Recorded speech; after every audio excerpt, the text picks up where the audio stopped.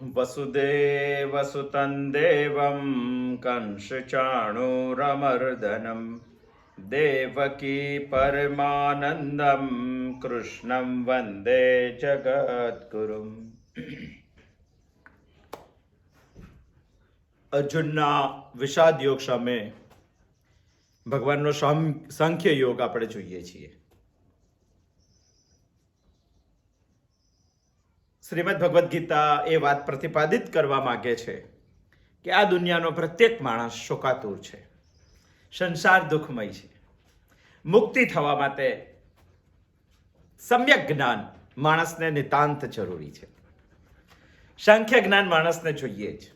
શ્રીમદ ભગવદ્ ગીતાના દ્વિતીય અધ્યાયના 11મા શ્લોકથી ભગવાન સમ્યક જ્ઞાન કહે છે. સમ્યક જ્ઞાન એટલે શ્રેષ્ઠ જ્ઞાન.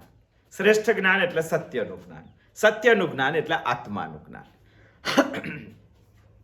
સાંખ્યમાં કેટલીક વાતો ભગવાન પ્રતિપાદિત કરવા માંગે છે. દેહ નાશવંત છે, દેહી શાશ્વત છે, દેહ વિકારી છે, દેહી અવિકારી છે. દેહમાં બદલ છે, દેહીમાં બદલ નથી. દેહ અને દેહી બંને અલગ છે. દેહના બદલની અસર દેહી ઉપર ક્યારેય થતી નથી, આત્મા ઉપર ક્યારેય થતી નથી. એનું ઉદાહરણ ભગવાન 22મા શ્લોકમાં આપે છે. અર્જુનને પ્રશ્ન છે કે ભગવાન આપ સમજાવો છો સમ્યક જ્ઞાનની અંદર કે દેહ નાશવંત છે, બરાબર છે, દેહી શાશ્વત છે, બરાબર છે, અને બંને વાતો સમજાય એવી છે. પરંતુ એક પ્રશ્ન અર્જુનને ઊભો થાય છે કે ભગવાન આ દેહ છોડવાનો છે અને છોડતી વખતે તો દુઃખ થાય જ ને, તકલીફ થાય જ, કષ્ટ થાય જ. અને ભગવાન એ શરીર છોડવા માટે દુઃખ થાય છે, એ ન થવું જોઈએ એ સમજાવવા માટે વસ્ત્ર અને શરીરનું ઉદાહરણ આપે છે. વાસાંસી જીર્ણાની યથા વિહાય નવાની ગ્રેણાની નરોપરાણી તથા શરીરાની વિહાય જીર્ણા અન્યાની સંયાતિ નવાની દેહી. વસ્ત્રનું ઉદાહરણ આપી ભગવાન એવું કહેવા માંગે છે કે મનુષ્ય માત્ર વસ્ત્ર જૂનું થતા બદલે છે, બસ તેવી જ રીતે આ સૃષ્ટિમાં જીવ માત્ર શરીર જૂનું થતા બદલી નાખે છે. પરંતુ આ વિચાર પણ ભગવાનનો સ્વીકારતા ઘણા માણસોને શંકા થાય છે કે ભગવાન એવું કહેવા માંગે છે કે શરીર અને વસ્ત્ર બંને સરખા છે, કારણ કે બંને બદલાઈ જાય છે. પરંતુ શંકાશીલ લોકો એવું કહે છે કે શરીરમાં ટાંકણી માળો અને વસ્ત્રમાં ટાંકણી માળો ફેર લાગે છે કે નહીં? હા, લાગે છે. પરંતુ એવા શરીરમાં ફેર લાગે છે કે જેમાં ચૈતન્ય છે. સચેતન જે શરીર છે તેમાં ટાંકણી માળો તો દુઃખ થાય છે, તકલીફ થાય છે, કષ્ટ થાય છે. પરંતુ જેમાં ચેતન નથી, આવા શરીરમાં ટાંકણી માળો તો હુંકાર નીકળે છે, દુઃખ થાય છે. એક્સિડન્ટમાં મૃત્યુ પામેલા શરીરને પોસ્ટમોર્ટમ કરવામાં આવે ત્યારે તેને કુલ્હાડી જેવા શસ્ત્રથી કાપવામાં આવે છે અને પછી એને ટાંકા લઈ લેવામાં આવે છે. ક્યારેય પણ એને તકલીફ થાય છે? તો કપડામાં ટાંકણી માળો અને શરીરમાં ટાંકણી માળો શું ફેર પડે છે? આત્મા જ્યારે તેની સાથે છે ત્યારે તેને તકલીફ છે. આમ તો બહુ સરળ વાત છે, પણ માણસને સમજવામાં થોડી તકલીફ પડે છે, માણસને ઉઠાવવામાં થોડી તકલીફ પડે છે, માણસને તે વાત ઉપર કાર્યાન્વિત થવામાં થોડી તકલીફ પડે છે. અને એ તકલીફ બહુ મોટું પરિણામ જીવનમાં લાવી શકે છે. આમ તો ભગવાને કીધેલી બહુ સરળ, સ્પષ્ટ અને સૈદ્ધાંતિક વાત છે, સમજવામાં થોડું અઘરું છે. સરળ કરવા માટે આપણે ઉપનિષદનો સહારો લઈએ, કારણ કે ગીતા પણ ઉપનિષદ શું છે? છંદોગ્ય ઉપનિષદના 8મા અધ્યાયમાં એક કથાનક છે, ખૂબ સુંદર કથાનક છે. આપણને વાંસાંસી જીર્ણાની શરીર બદલાય, વસ્ત્ર બદલાય એ વાત સમજવામાં થોડીક સ્પષ્ટતા કરે છે આપણને. એટલે આપણે છાંદોગ્ય ઉપનિષદનું આ કથાનક જોઈએ. સૃષ્ટિના ઉત્પત્તિ સમયે બ્રહ્માજીએ સૃષ્ટિની ઉત્પત્તિ કરી. Generator, operator, destroyer. બ્રહ્માજીએ સૃષ્ટિની ઉત્પત્તિ કરી તો ફરજ થઈ પડે છે કે સૃષ્ટિની ઉત્પત્તિ પછી સૃષ્ટિમાં જીવનારા પ્રત્યેક મનુષ્યોને એક તેનો ઉપદેશ આપવો જોઈએ. અને બ્રહ્માજી એ સૃષ્ટિના નિર્માણ પછી મનુષ્ય માત્ર માટે એક ઉપદેશ આપે છે. આ તો હું નથી કહેતો, છાંદોગ્ય ઉપનિષદ કહે છે, એનો 8મો અધ્યાય કહે છે. શોર્ટમાં જોઈએ, આપણે લેશું જ્યારે ઉપનિષદનો વારો આવે ત્યારે ઉપનિષદ ચિંતન શૃંખલામાં ડિટેલમાં લેશું.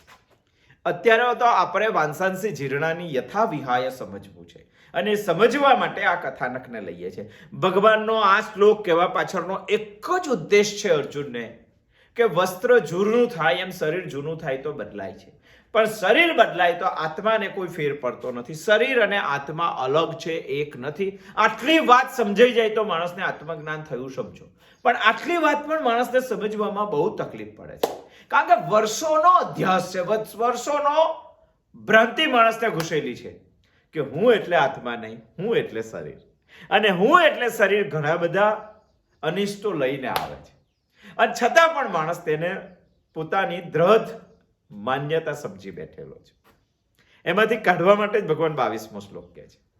બ્રહ્માજી ઉપદેશ આપે છે માનવ માત્રને સૃષ્ટિની ઉત્પત્તિ સમયે, અને ઉપદેશમાં બ્રહ્માજીનું એવું કહેવું છે, છાંદોગ્ય ઉપનિષદનું એવું કહેવું છે કે બ્રહ્માજી માનવ માત્રને એવું કહે છે કે આત્મા અજર છે, આત્મા અમર છે, આત્મા શાશ્વત છે, આત્મા નિત્ય છે, આત્મા અવિકારી છે, આત્માને ક્યારેય શોક થતો નથી, આત્માને ક્યારેય દુઃખ થતું નથી, આત્માને ક્યારેય ભૂખ લાગતી નથી, આત્માને ક્યારેય તરસ લાગતી નથી, આત્મામાં ક્યારેય રાગ નથી, આત્મામાં ક્યારેય દ્વેષ નથી, આત્માનો કોઈ આકાર નથી. આ તો બ્રહ્માજીનો ઉપદેશ છે મનુષ્યોને માટે. આત્મા સત્યકામી છે. આત્માને એક વખત જાણી લો એટલે બધી કામનાઓની પૂર્ણતા આવી જાય છે. આત્મા સત્ય સંકલ્પ છે. આત્માને જાણો એટલે બધા જ મનોરથોની પૂર્ણતા આવી જાય, બધા સંકલ્પો સિદ્ધ થઈ જાય છે તમારા. સત્ય સંકલ્પ છે. આવા આત્માને જાણ્યા પછી તમે સ્વર્ગના માલિક બની શકો છો. સ્વર્ગમાં એન્ટ્રી નહીં, સ્વર્ગના માલિક બની શકો છો. આવું બ્રહ્માજી માનવ માત્રને ઉપદેશ આપે છે સૃષ્ટિની નિર્મિતિ સમયે. આવા આત્માને શોધવો જોઈએ, શોધો. આવા આત્માને જાણવો જોઈએ, જાણો. અને બ્રહ્માજીએ સૃષ્ટિની ઉત્પત્તિ સમયે કીધું, છતાં પણ આપણે તો કેટલામી પેઢી હશે આજે, અને છતાં પણ માણસને ખબર નથી પડતી. કેમ? સૌથી વધારે લોકોને આ ખબર નથી પડતી, બહુ જ ઓછા લોકોને આ ખબર પડે છે. કેમ? જોઈએ છે આ કથાનકમાં આગળ આપણે. ઘણા બધા લોકો વાતને સમજવા કરતા વૃદ્ધ પરંપરાથી વાતને ચલાવવાનો પ્રયત્ન કરે છે. આગે સે આયા પીછે લોતા દિયા, એવી પદ્ધતિથી કોઈ પણ વાતને ચલવે છે. આજે દુનિયાના ઘણા ઓછા લોકોને ખબર છે કે મંદિર શા માટે, મૂર્તિ પૂજા શા માટે, દીપ પ્રજ્વલિત શા માટે, મંદિરમાં ઘંટરાવ શા માટે, ઉપવાસ શા માટે, કંઠી શા માટે, મારા શા માટે, તુલસીનો ક્યારો ઘરના આંગણામાં શા માટે, શા માટે માણસ પાસે જવાબ નથી, છતાં પણ કરે છે માણસ વૃદ્ધ પરંપરા. મારા બાપાએ કર્યું એટલે મારે કરવાનું, મારા બાપાના બાપા કરતા હતા એટલે મારે કરવાનું. એમાં જાણવાનો કોઈ રસ નથી માણસને. રિઝલ્ટ તો આવશે, પણ જાણીને કરશો તો વિશેષ રિઝલ્ટ આવશે. ભગવાન પાસે રોજ પ્રાતઃકાળમાં ઘીનો દીવો શા માટે કરવાનો? નાનકડા દીવામાં ઘી કેટલું માય? 5 ml પણ નથી મળતું. આટલું ઘી જો સળગી જાય ભગવાનની સામે એક વખત, તો એટલા ઘીમાંથી એટલું ઓક્સિજન નિર્માણ થાય છે કે 5 ફેમિલીને 24 કલાક સુધી શ્વાસ લઈ શકાય. કોરોનામાં ખબર પડી ગઈ આપણને ઓક્સિજનની. પણ જે વાત આવી છે એને પરંપરાથી ચલાવવાની. શા માટે ચલાવવાની ખબર નથી. ફાયદો તો કરશે પણ બહુ લાંબા ગાળે. સમજો કે મૂર્તિ પૂજા આપણે કરીએ છીએ, મારા બાપા કરતા હતા એટલે આપણે કરીએ છીએ, પણ એવું 22, 25, 30 વર્ષ કર્યા પછી પણ માણસને વિચાર આવશે કે મૂર્તિ પૂજા શા માટે?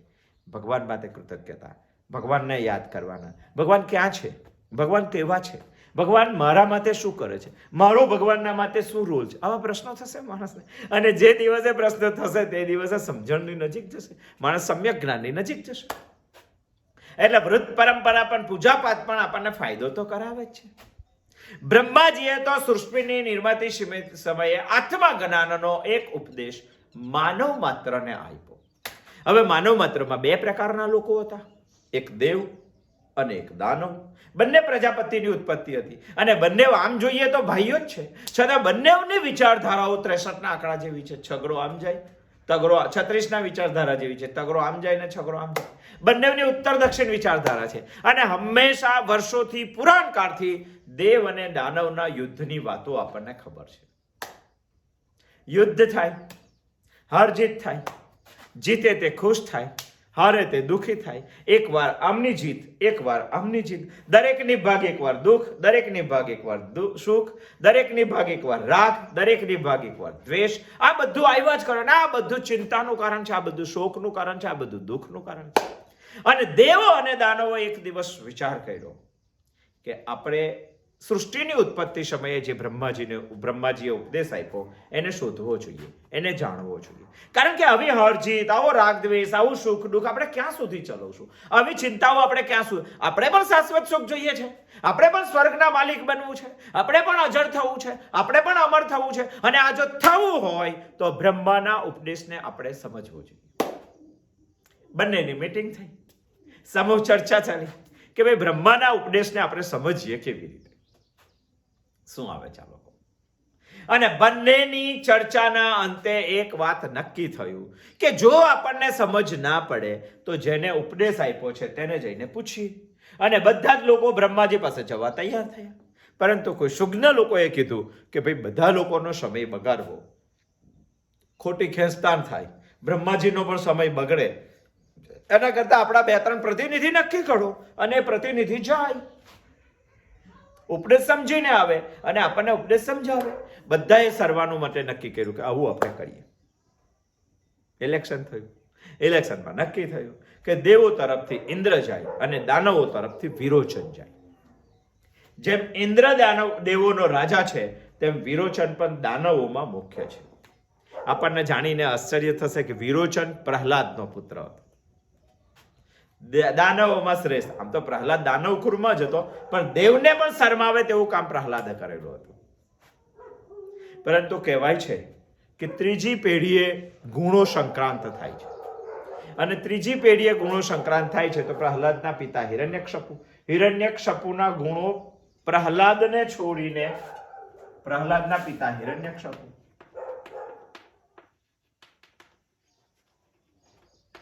એનો પુત્ર પ્રહલાદ, પ્રહલાદનો પુત્ર વિરોચન, વિરોચનનો પુત્ર બલિ. આમ જો જોઈએ તો આ ગુણો સીધા અહીંયા આવે, થોડાક આના પણ આવે અને આમ જો જોઈએ તો આના ગુણો સીધા અહીંયા આવે. ત્રીજી પેઢી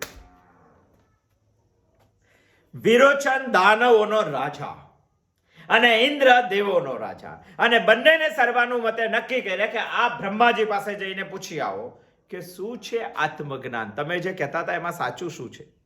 અમે સ્વર્ગના માલિક કેવી રીતે બની શકીએ? આમ જોઈએ તો આના ગુણો આમાં આવવા જોઈએ, પરંતુ નારદ મુનિને ઉપદેશથી પ્રહલાદ દિવ્ય બાળક તરીકે જન્મે છે. પરંતુ આ ગુણો સીધા અહીંયા આવે છે. વિરોચન દાનવોનો રાજા બને છે અને આમાં આ પણ છે અને આ પણ છે. બલિ એક એવું ચરિત્ર છે કે દુનિયાને બહારથી લાગે દેવ પણ અંદરથી હતો દાનવ. બલિની વાર્તા ક્યારેક વાંચવી જોઈએ, વિચારવી જોઈએ. આજે શું ચાલી રહ્યું છે તે માણસને ખબર પડે. 75% લોકોને તો ખબર જ નથી અને 25% લોકો જે ભગવાનને લઈને ચાલે છે તે બહાર બતાવે છે દેવ તરફ, અંતઃકરણથી તે પણ દાનવની જ પ્રક્રિયા કરી રહેલો છે. પણ દુનિયાને તેના કપડા ઉતારતા આવડવું જોઈએ. શ્રીમદ ભગવદ ગીતામાં તાકાત છે દુનિયાના સાત્વિકતાનો અંજોડો ઓઢીને નાસ્તિકતાનું કામ કરનાર લોકોના કપડા ઉતારવાની. બહારથી દેખાય છે બલિ, બ્રાહ્મણોને ઊંચા પગાર આપીને કામમાં રોકી નાખ્યા, યજ્ઞો બંધ કરી દીધા સમાજની અંદરથી, તપવાનો બંધ થઈ ગયા છે, બ્રાહ્મણો કામ ચલાવતા હતા. સમાજને પોતાના પાસેથી શું કરાવવું છે તે જ કરાવવાની હિંમત અને છતાં પણ સમાજમાં ભગવાન થઈને પૂજાવાની. દુર્યોધન ડાયરેક્ટ કહેતો હતો કે હું ભગવાન છે, કંસ ડાયરેક્ટ કહેતો હતો કે હું ભગવાન છે. પણ બલિ એટલો મોટો માણસ હતો કારણ કે પ્રહલાદના પણ ગુણો તેની પાસે આવેલા હતા અને વિરોચનના પણ ગુણો આવેલા હતા. પ્રભાવ વિરોચનનો વધારે હતો. પ્રહલાદની વૃત્તિથી વિરોચનનું કાર્ય કરાવવાની ક્ષમતા બલિમાં હતી. બલિ એટલે એટલો મોટો કે હવે એના પછી મોટો કોઈ થઈ શકે જ ના, એવી શંકા હતી. અને એના પછી કોઈ મોટો થઈ ન શકે ના, આટલું વર્ચસ્વ, આટલો પ્રભાવ, આટલી પ્રતિષ્ઠા સમાજમાં તેને કેળવી લીધેલી હતી. છતાં પણ ભગવાને નક્કી કર્યું કે આ ગાડી રોંગ જાય છે. ભલે બલી એટલે બલી, બેલ, એનાથી બલી કોઈ નહીં. તો આપણે નાના બનીને એનું કઈ સંહાર કરીએ? તો ભગવાન વામન બની ગયા. આપણે સમજવો છે વિરોચનને. અને વિરોચને નક્કી કર્યું કે હું બ્રહ્માજી પાસે જાઉં અને આત્મવિદ્યા શીખીશ. વિરોચન અને ઇન્દ્ર બંને પક્ષેથી બ્રહ્માજી પાસે જવાનું નક્કી થયું. હવે કલ્પના કરો કે બંને શત્રુ, પેઢીઓથી બંનેના પક્ષોને બને નહીં, અને છતાં પણ વિદ્યા ભણવા માટે બંને મિત્ર બન્યા. આપણે દુશ્મનાવત એટલે ગીતા ચિંતનમાં પછી દુશ્મનાવત, અભ્યાસ બી સાથે નહીં કરવાનો. અધ્યયન તો સાથે જ, અને આધ્યાત્મિક અધ્યયન તો દુશ્મન હોય છતાં પણ મિત્ર બનીને સાથે કરવાનું. આ છાંદોગ્ય ઉપનિષદના 8મા અધ્યાયમાં બલિ અને વિરોચન અને ઇન્દ્રને જોઈને આપણે શીખવું જોઈએ. બંને બ્રહ્માજી પાસે ગયા. છાંદોગ્ય ઉપનિષદમાં એવું વર્ણન છે કે બંને સમિધ લઈને બ્રહ્માજીની પાસે જઈને સસ્તાંગ કરીને દંડવત કરીને ઉભા રહ્યા. સમિધ શા માટે લઈ ગયા? સમિધનો અર્થ થાય છે સ્વાહા, સમર્પણ. જેનામાં સમર્પણની વૃત્તિ છે એવો માણસ સમિધ લઈને ગુરુના આશ્રમમાં જાય છે, અને તેવા જ શિષ્યને ગુરુ ઉપદેશ આપે છે. ગુરુને ખબર પડે છે કે સમિધ લઈને આવ્યો એટલે એની સમર્પણ કરવાની તાકાત છે. સ્વાહા માટે એને આ તપોવનમાં લાકડા પણ કાપવા પડશે તો તે કાપશે. નાનામાં નાનું કામ કરવાની પણ તેને શરમ નથી, અને સમર્પિત ભાવથી તે કામ કરશે. આવી ભાવના છે, માટે અહીંયા આવ્યો છે. માટે સમિધ લઈને આવેલા વ્યક્તિની મનોવૃત્તિ ઉપદેશ આપનાર વ્યક્તિ સમજી શકે છે.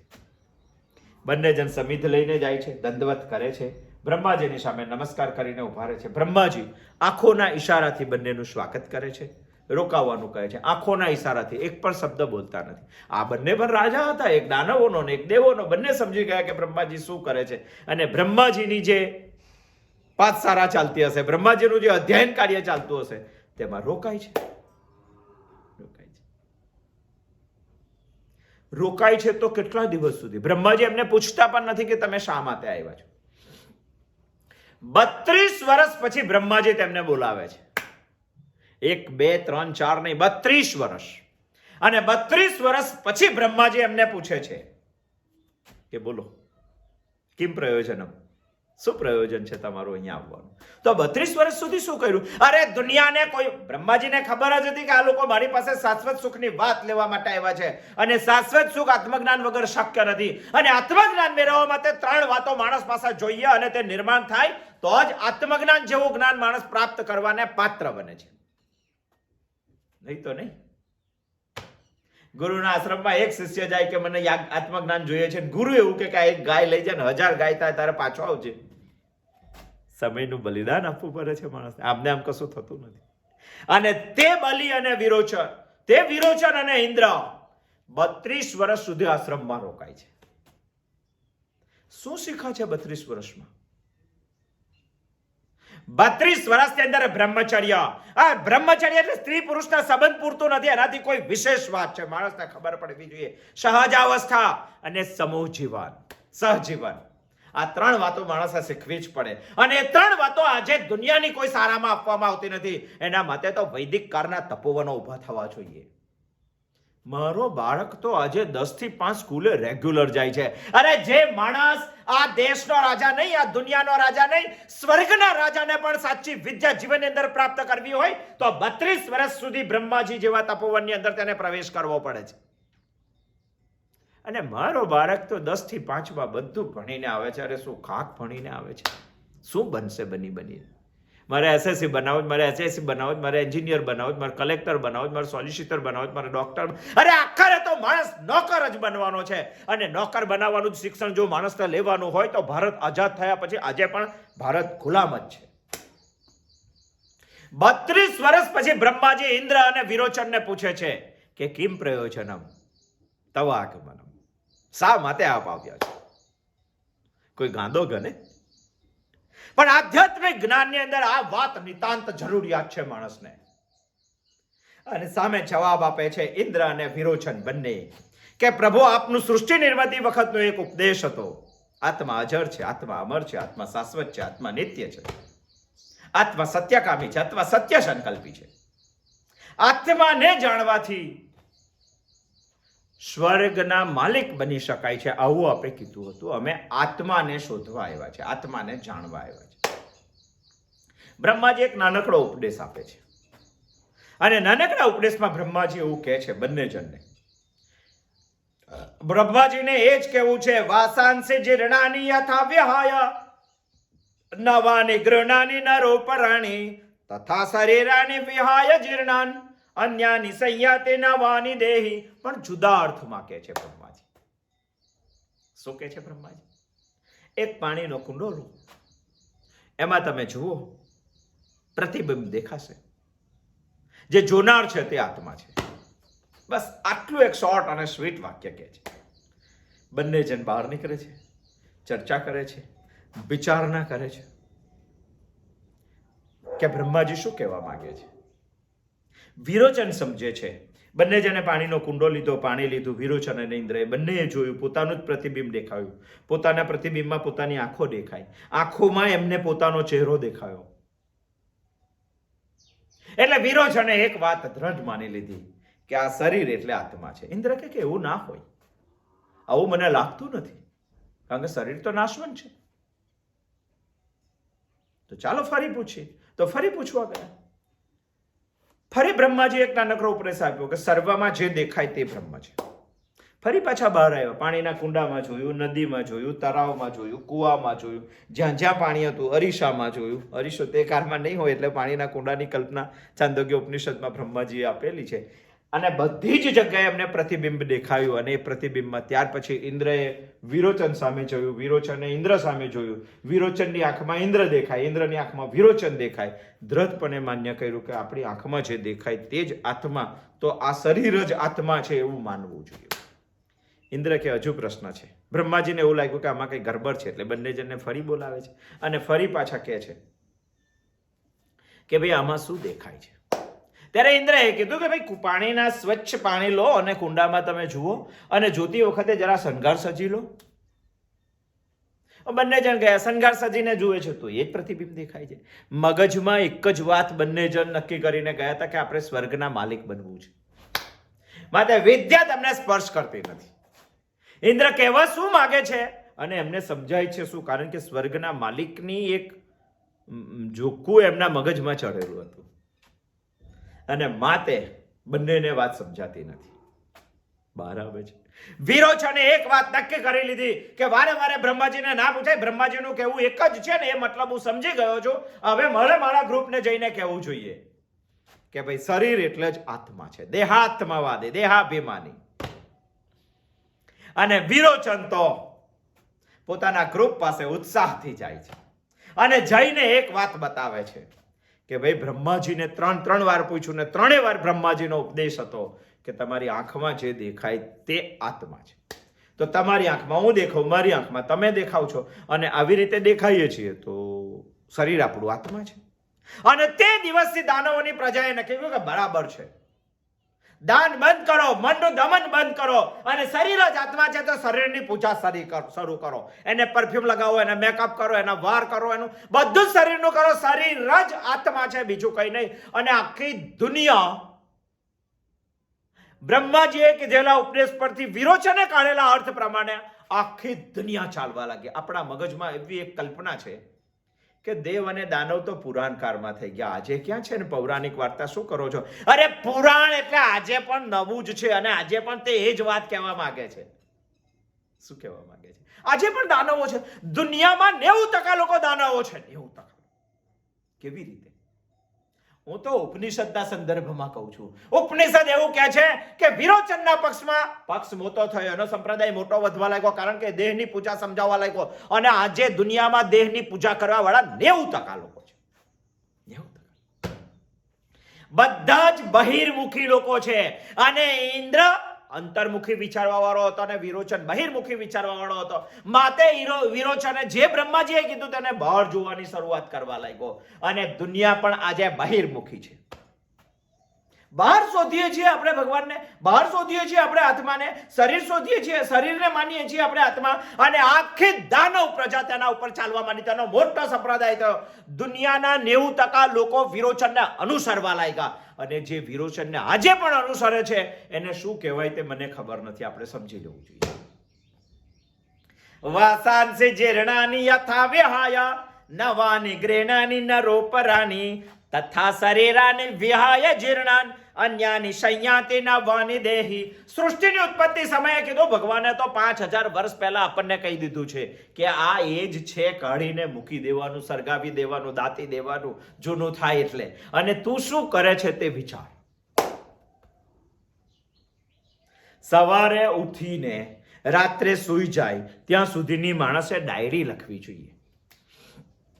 અને ડાયરીમાં કેટલી એવી વાતો છે કે જે દેહ માટે થઈ છે, અને ડાયરીમાં કેટલી એવી વાતો છે જે અંદર રહેલા આત્મા માટે થઈ છે. એક પણ વાત નથી.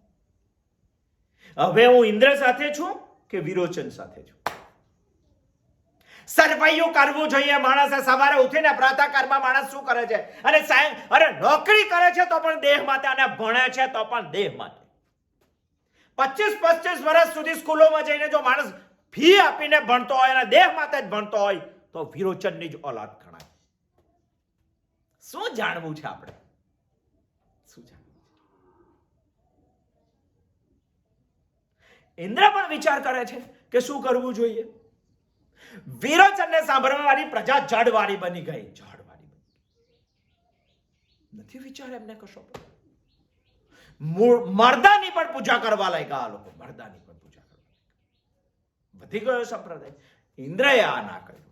ઇન્દ્ર બ્રહ્માજી પાસેથી ઉપદેશ સાંભળીને જાય છે. રસ્તે વિચારે છે કે દેવોને જઈને હું શું કહું, દેવોને જઈને હું શું કહું. 32 વર્ષની તપશ્ચર્યા પછી ઇન્દ્ર રાજાને બ્રહ્માજીએ જે કીધું તેના ઉપર વિચાર કરવા લાગ્યો. અને વિચાર કરતા કરતા એવું લાગ્યું એને કે આંખમાં દેખાય છે તે જ આત્મા, પરંતુ આંખમાં જે દેખાય છે તે ક્યાં અજર છે, ક્યાં અમર છે, ક્યાં શાશ્વત છે? એ ના હોઈ શકે. પાછા જાય છે. પાછા બ્રહ્માજી ઉપદેશ કરે છે કે બીજા 32 વર્ષ સુધી ઇન્દ્ર રોકાય છે. કેટલા વર્ષ થયા? પહેલા 32 વર્ષ તો ખરા, બીજા 32 વર્ષ, 64 વર્ષનું અધ્યયન કરે છે. ત્યારબાદ બ્રહ્માજી એક ઉપદેશ આપે છે ઇન્દ્ર ભગવાન. વિરોચન તો નહોતો આવ્યો, કારણ કે એને તો મળી ગયું તું શું છે, અને એને જરૂર પણ નથી. એને ગીતાની પણ શું જરૂર છે, અને અધ્યયનની શું જરૂર છે? એ તો સમજી ગયો, બહિર્મુખ હતો, દેહ જ આત્મા સમજી ગયો, દેહની પૂજા કરવા લાગ્યા, ત્યાં પૂરું થયું કામ એમનું. અને ઇન્દ્ર રાજાને આ ના ગમ્યું. ઇન્દ્ર રાજા ફરી જાય છે, 32 વર્ષ રોકાય છે. ફરી પાછા બ્રહ્માજી તેમને ઉપદેશ આપે છે. અને ઉપદેશમાં બ્રહ્માજી કહે છે કે સ્વપ્નમાં જેનો મહિમા છે તે આત્મા. સાંભળીને ઇન્દ્ર રાજા પરત આવે છે. રસ્તામાં ચાલે છે, વિચાર કરે છે કે બ્રહ્માજી શું કહેવા માંગે છે. બ્રહ્માજી કહેવા માંગે છે કે સ્વપ્ન તને જે દેખાય છે એમાં શરીર નથી હોતું, છતાં દેખાય છે કે નહીં? અંધળો માણસ હોય છતાં પણ સ્વપ્ન જોઈ શકે કે નહીં? બહેરો માણસ હોય છતાં સ્વપ્નમાં સંગીત સંભળાય છે કે નહીં? લૂલો માણસ હોય, અપંગ માણસ હોય છતાં સ્વપ્નમાં દોડી શકે છે કે નહીં? માટે એક વાત નિશ્ચિત થઈ કે સ્વપ્નમાં એવું કોઈ તત્વ છે જેમાં દેહની જરૂર પડતી નથી. તે જોઈ શકે છે, તે અનુભવી શકે છે, તે કરી શકે છે, અને જે કરી શકે છે તે આત્મા છે, એવું બ્રહ્માજીનું કહેવું છે. પરંતુ ઇન્દ્રને તરત બીજો વિચાર આવ્યો કે સ્વપ્નમાં પણ દુઃખ છે, સ્વપ્નમાં પણ ભય છે, સ્વપ્નમાં પણ ડર છે, સ્વપ્નમાં પણ ચિંતા છે, સ્વપ્નમાં પણ શોક છે. જો આ બધું જ સ્વપ્નમાં હોય, અને બ્રહ્માજી તો કહે છે કે આત્મા તો દુઃખી નથી, આત્મા તો શોકિત નથી, આત્મા તો શાશ્વત છે, આત્મા તો નિત્ય છે, તો પછી સ્વપ્નમાં દેખાય તેનો મહિમા આત્મા એવું કેવી રીતે કહેવાય?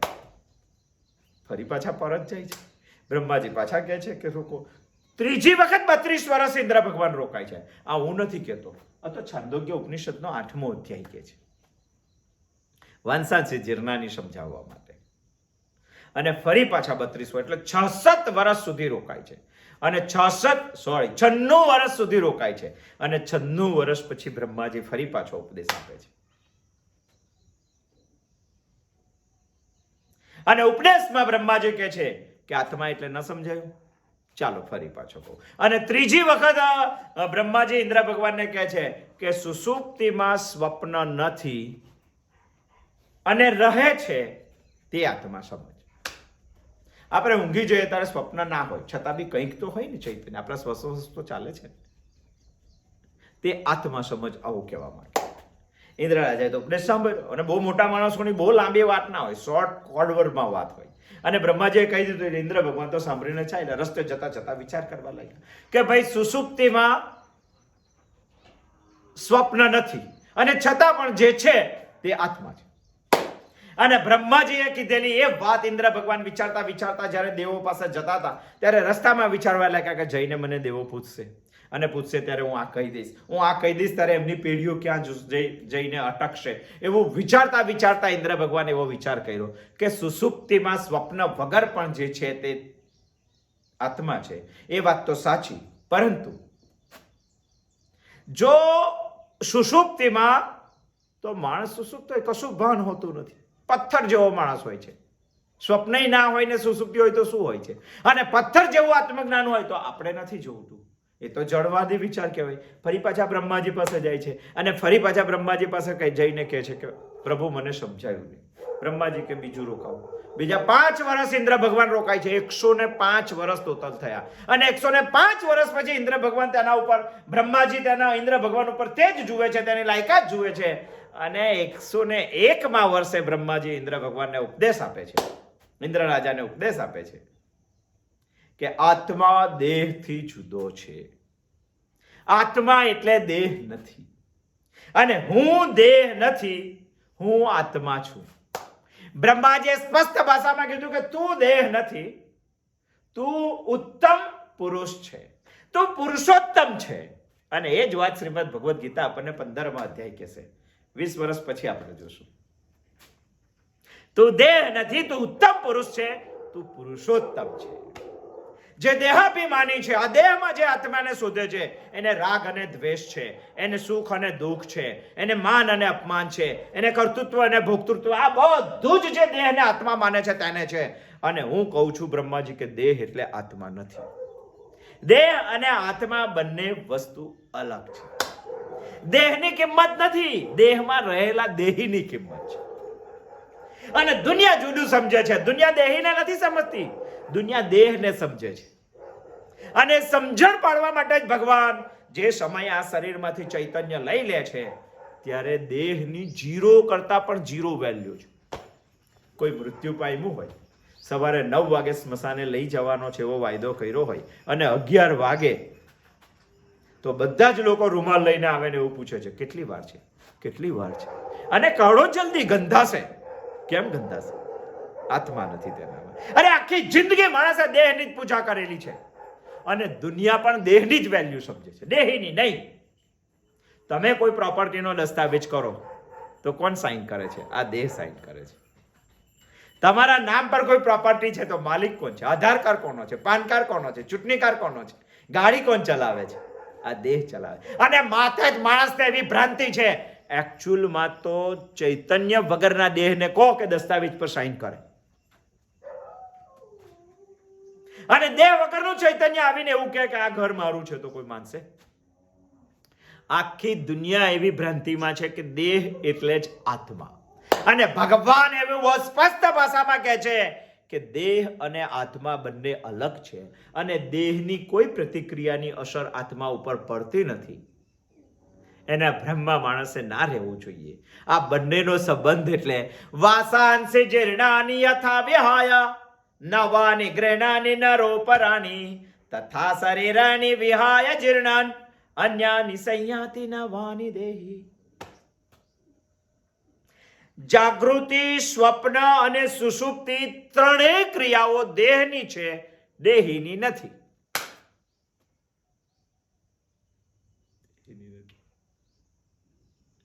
આપણને લાગે તો કે શું બ્રહ્માજી આ લોકોને ગોળ ગોળ ફેરવતા હશે? ના. પહેલી વાત પણ બ્રહ્માજીએ તો બહુ સ્પષ્ટ જ કીધી હતી, પણ વિરોચનના સંપર્કથી ઇન્દ્રને પણ તે વાત ના સમજે અને વિરોચનને પણ ના સમજે, કારણ કે વિરોચન જુદા વિસ્તારમાંથી આવતો. બીજી વખત પણ બ્રહ્માજીએ સત્ય જ કીધું હતું, ત્રીજી વખત પણ બ્રહ્માજીએ તો સત્ય જ કીધું, અને ચોથી વખત પણ બ્રહ્માજીએ તો સત્ય જ કીધું. પાણીના કુંડામાં જોવાની વાત કરી તો બ્રહ્માજીનો કહેવાનો મતલબ એવો હતો કે તમે જ્યારે પ્રતિબિંબને જુઓ છો ત્યારે તમારી આંખ જે જોવાની ક્ષમતા કેળવે છે એ ક્ષમતા જ આત્મા છે. તમારામાં આંખની પાછળ પણ એક આંખ છે, જ્યોતિની પાછળ પણ એક જ્યોતિ છે, એ જ્યોતિ જ આત્મા છે. બ્રહ્માજીનું કહેવું એવું હતું. અને સાંભળવાવાળા ખાલી પ્રતિબિંબને આત્મા સમજી ગયા, અને પ્રતિબિંબને આત્મા સમજી ગયેલો માણસ સૃષ્ટિની ઉત્પત્તિથી ભૂલ કરે છે. એ ભૂલ આજે પણ 90% દુનિયા કરી રહેલી છે. માતે ભગવાનને બહુ જ વચન દઈને કહેવું પડ્યું, વાસાંસી જીર્ણાની યથા વિહાય નવાની ગ્રેનાની નરોપરાની તથા શરીરાની વિહાય જીર્ણન અન્યાની સંયાતિ નવાની દેહી. પ્રતિબિંબને જોનાર જે કાયમ રહે છે એ આત્મ તત્વ છે, અને બહિર્મુખને આ ના દેખાય એવું બ્રહ્માજીનું સ્પષ્ટ કહેવું હતું. માત્ર જાગૃતિને જ માન્ય કરવા વાળો માણસ પણ જિંદગીમાં ઘણી મોટી ભ્રાંતિઓ ઊભી કરે છે. સ્વપ્ન સુષુપ્તિને તો માનતા નથી. જાગૃતિને આખું વિજ્ઞાન આપણું જાગૃતિ ઉપર ઉભેલું છે, અને વિજ્ઞાનના પ્રત્યેક સિદ્ધાંતો જાગૃતિ ઉપર ટકેલા છે. માટે તે સત્ય સુધી પહોંચી નથી શકતા. દેખાય તે જ સત્ય, ન દેખાય તેવું પણ દુનિયામાં સત્ય છે, અને તેના માટે માણસે વેદ સુધી પહોંચવું પડશે. શ્રીમદ ભગવદ્ ગીતાને ખોલવી જ પડશે. એના વગર બીજો કોઈ રસ્તો નથી. કારણ કે દુનિયા આને જ માને છે. આના કરતા જુદી એક અંદર વસ્તુ છે. બહારની વસ્તુને જ માત્ર જોવાનું, અને ભગવાન જે કહે છે તેના કરતા 90% દુનિયા ઊંધા જ રસ્તે ચાલે. આખી જિંદગી મહેનત આના માટે, આખી જિંદગી કમાવાનું આના માટે, આખી જિંદગી રાખવાનું આના માટે, અને છેલ્લે જવાનું ત્યારે કશું લઈ નહીં જવાનું. પરંતુ આખી જિંદગી જેનું તાદાત્મ્ય છે એ જ વાત માણસના મનમાં પ્રીતિ તરીકે મજબૂત થઈ ગયેલી છે, દ્રઢ થઈ ગયેલી છે, અને માટે જ એ વાતને એ માણસ એ જ માની રહ્યો છે. સ્વપ્નમાં જેનું મહાત્મ્ય છે તે આત્મા છે એવું બ્રહ્માજીએ શા માટે કીધું? સમજો કે પહેલા કુંડામાં જોવાનું કીધું, પછી શણગાર સજીને જોવાનું કીધું. આવું શા માટે કીધું? અરે એટલા માટે કીધું કે તને ખબર પડવી જોઈએ કે કુંડાની અંદર તને તારો ચહેરો દેખાય છે, શણગાર સજીને શણગારવાળો ચહેરો દેખાય છે. એનો મતલબ જે દેખાય છે તે બદલાયા કરે છે. એનો મતલબ શરીર બદલાય છે. એનો મતલબ જેનું પ્રતિબિંબ છે તે મુખ્ય બિંબ ક્યારેય બદલાતું નથી. અને બ્રહ્માજીને શણગાર સજીને પાણીના કુંડામાં જોવાનું કહેવા પાછળનો એટલો જ મતલબ હતો કે દેહ અને આત્મા બંને અલગ છે. સ્વપ્નનું મહત્વ સમજાવવામાં પણ બ્રહ્માજીનું કહેવાનું એટલું જ હતું કે તું જે અનુભવે છે તે દેહ અને આત્મા બંને વસ્તુ અલગ છે. પણ સ્વપ્નમાં તને સુખ અને દુઃખ એટલા માટે દેખાય છે કારણ કે તારું તાદાત્મ્ય સૌથી વધારે દેહ સાથે છે, અને સ્વપ્નમાં પણ દેહ સ્વરૂપે તું પ્રગટ થાય છે. સુષુપ્તિનું એક્ઝામ્પલ, પણ સુષુપ્તિમાં આપણને ખબર નથી પડતી. એટલે બ્રહ્માજીએ છેલ્લે સ્પષ્ટ કહી દીધું કે એક વાત માણસે મગજમાં સ્થિર કરી દેવી જોઈએ કે આ શરીર તો વસ્ત્ર જેવું છે. જૂનું થઈને વસ્ત્રને સળગાવી દઈએ, આ જૂનું થઈને આને સળગાવીને બીજું નવું લઈ લેવું જોઈએ. એટલું ઇઝી છે, એટલું સામાન્ય છે, એટલું સરળ છે. પણ આપણે આપણાને અંતઃકરણમાં સમજાવવા જેવી વાત છે કે વાસાંસે જીર્ણાની યથા વિહાય. એક વ્યક્તિ હતો, રંગીન કપડાં પહેરવાનો બહુ શોખ. 5-25 જોડ ઘરમાં રંગીન કપડાં રાખે, પણ બહાર જ્યારે નીકળે દરવાજાની બહાર ત્યારે સફેદ કપડાં પહેરીને નીકળે. આખી દુનિયા તેને સફેદ કપડાથી ઓળખે, આખી દુનિયા. અને એને પણ એવી ઈચ્છા કે દુનિયા મને સફેદ કપડાથી ઓળખવી જોઈએ. પોતાનો જે શોખ છે તે ઘરમાં આવીને પૂરો કરે. ઘરનો દરવાજો બહાર નીકળે એટલે સફેદ કપડાં. 1 વર્ષ, 2 વર્ષ, 10 વર્ષ સુધી સફેદ કપડાં ઉપર જ બહાર નીકળે. એક દિવસ ભૂલથી રંગીન કપડાં પહેરીને બહાર નીકળી ગયો. દુનિયામાં કોઈ ના ઓળખે. આજે દુનિયા મને ઓળખે છે શેનાથી? ફોટો માગે કે ના માગે મારો, આ શરીરથી દુનિયા મને ઓળખે છે. બધામાં આ શરીરથી દુનિયા મને ઓળખે છે. અને ભૂલથી પણ એક દિવસ આત્મા બહાર નીકળી જાય, શરીર ના હોય તો કોઈ ઓળખે ખરું? પેલો માણસ રંગીન કપડાં પહેરીને એક દિવસ બહાર નીકળો તો કોઈએ ના ઓળખો. સફેદ જ કપડામાં આપણો આત્માને પણ તાદાત્મ્ય થઈ ગયું છે શરીર સાથે. કારણ કે રોજ સવારે ઉઠીએ આપણે એટલે આપણો આત્મા આ શરીર રૂપી કપડાં પહેરી દે છે અને બહાર નીકળે છે. સૂઈ જાય છે ત્યારે કપડાં ખીતીએ પૂરવી દે છે. શરીર સાથે સૂઈ જાય પણ શરીર સાથે ઊંઘ આવે છે, એટલે શરીર જ હોય દેખાયા કરે ઊંઘ આવી જાય છે. એ ખીત્યા પોળવી દે છે કપડું અને પછી ઊંઘ આવે છે. પેલો માણસ સફેદ કપડાં ખીત્યા પોળવે છે અને પછી ઘરે શાંતિથી બેસે. બહાર નીકળે એટલે સફેદ કપડાં પહેરી નીકળે. મારું ચૈતન્ય, મારામાં રહેલું ચૈતન્ય જ્યારે બહાર નીકળે ત્યારે આ શરીરનો શર્ટ પહેરીને નીકળે છે ને આખી દુનિયા મને આ શરીરથી ઓળખે છે. પણ 10 વર્ષ સુધી શર્ટ પહેરે તો મેલો તો થાય ને. મેલો થાય તો એ શરીરને ધોઈ નાખે. હું પણ આ શરીરને ધોઈ નાખું. સારું ના લાગે તો એ શરીર ઉપર ઇસ્ત્રી મારે, કપડા ઉપર ઇસ્ત્રી મારે. ઇસ્ત્રી ટાઈટ કપડા પહેરે, દુનિયા એને મસ્ત ઓળખે. પણ વારંવાર ધોવાનો, વારંવાર ઇસ્ત્રી કરવાનો તો જીર્ણ પણ થાય ને, ફાટી જાય. ફાટી જાય તો પેલો શર્ટ ને કપડા સાંધા લઈ લે. આ પણ કોઈ વાર તૂટે ફૂટે તો ખરું ને, સાંધા લઈ લે. વધારે જીર્ણ થાય ને વધારે ફાટી જાય તો થીંગરું માટે. આને પણ કોઈ દાડો થીંગરું તો મારવું પડે. પણ થીંગરું મારીને પણ આત્મા બહાર નીકળે. પણ થીંગરો પણ કેટલા માળો, પછી ઓરિજિનલ કપડું જ ભૂલાઈ જાય ને બધા થીંગડા વાળો જ વ્હાઈટ શર્ટ દેખાય તો વધારે જીર્ણ થઈ જાય. અને જીર્ણ એટલો થઈ જાય કે એને અડકો તો પણ ફાટી જાય. તો પછી એવું કપડું પહેરીને બહાર નીકળાય? એના કરતા ના પહેરવું સારું. તો શું કરે એ માણસ? એ કપડાને ઘરે સળગાવી દે અને દરજી પાસે બીજું માપ લઈને બીજું આપે. હવે 15 વર્ષ પછી માપ બદલાય કે ના બદલાય? 15 વર્ષ પછી શર્ટનું પ્રમાણ બદલાય કે ના બદલાય? ડિઝાઇન પણ બદલાય. ટેલર એનો એ જ રહે પણ બીજા માપ પ્રમાણે. હવે હું 22 વર્ષનો હતો અને 72 વર્ષનો થયો તો શર્ટ બદલાય કે ના બદલાય? મારું ઇસ્ત્રી કરવાના શર્ટ, ઇન કરવાના શર્ટને બદલે જબ્બો આવી જાય, પેન્ટને બદલે ધોતી આવી જાય તો એ સફેદ જ થયું. આપણો ટેલર પણ એવું વિચારે છે કે આ શર્ટ જૂનો થયો અને આ શર્ટ હવે ચાલે એવો નથી. અંદરનો એનો જે સૂક્ષ્મ અને કારણ દેહ તે કંઈક બીજું ઈચ્છે છે તો આ કપડાં આપણા કાઢી લેશે અને બીજા કપડાં આપણને આપી દેશે. નાના બાળકને કપડાં કાઢવા નથી તો તે રડે છે, પણ માને ખબર છે કે એને પહેરેલું કપડું મેલું થયું છે, એને પહેરેલું કપડું ગંદુ થયું છે, એને પહેરેલું કપડું ફાટી ગયું છે, જે પહેરવા લાયક જ નથી. તો માં પછી રડે તો પણ તે કપડું ઉતારી લે અને નવા કપડાં પહેરાવે. કારણ કે દુનિયા તેને કપડાથી ઓળખવાની છે અને દુનિયા તેને એવી રીતે ઓળખવાની છે કે આ માનો આ દીકરો છે. બસ ભગવાન એ જ કરે છે. આપણું તાદાત્મ્ય છે અને આપણું તાદાત્મ્ય દેહ સાથે છે. માટે સૌથી વધારે લોકો વિરોચનના પક્ષમાં જાય છે અને ઇન્દ્રના પક્ષે આવીને બહુ વિચારવા વાળા ઓછા લોકો છે. ભગવાન એ વાત સ્પષ્ટ કરવા માંગે છે કે શરીર આત્માથી અલગ છે. જેમ મનુષ્ય કપડા બદલે છે એમ જૂનું થાય એટલે આ શરીર પણ બદલી કરવાનું. વાસાંસે જીર્ણાની યથા વિહાય નવાનિ ગૃણાની નરોપરાણી તથા શરીરાની વિહાય જીર્ણાન અન્યાની સંયાતે નવાનિ દેહી. જીવ માત્ર આ શરીરો બદલે છે. આ વાત ઉપરથી આપણને એક વાત તો સમજમાં આવી ગઈ કે વસ્ત્ર અને શરીર સરખા છે અને બદલાઈ શકે છે. આત્મા ક્યારેય બદલાતો નથી. દેહ અને દેહી અલગ છે. દેહ તો થોડો ઘણો સમજાયો પણ દેહી શું છે? આવતી વખત શ્રીમદ ભગવદ્ ગીતાના 2 અધ્યાયના 23મા શ્લોકમાં ભગવાન દેહી વિશે સ્પષ્ટતા કરવા માંગે છે. આવતા સોમવારે આવશું, આપણે વાત જોશું. જય શ્રી કૃષ્ણ.